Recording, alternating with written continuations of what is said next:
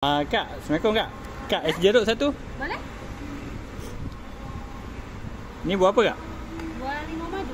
Oh, limau madu. Ya. So satu cawan berapa biji Kak? 2 biji. Oh, 2 biji.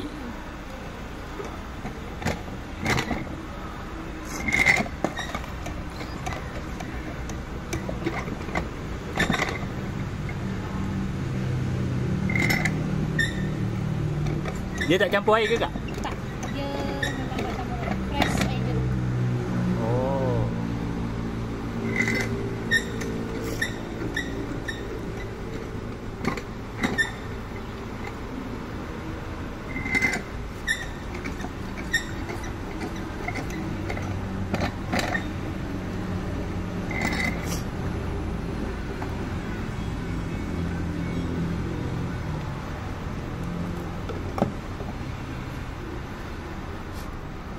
Ni air apa pula Kak? Ni air gula. Oh, air gula. Tambah air gula je lah. Betul.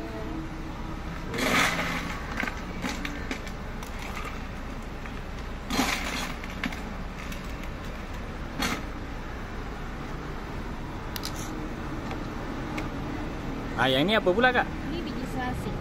Oh, biji selasih.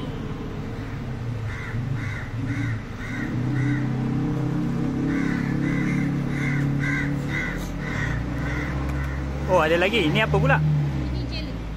Jelly. Jelly apa tu? Ini jelly freezer lemon. Oh, freezer lemon. So, kira satu cawan ni boleh dapat semua lah. Boleh?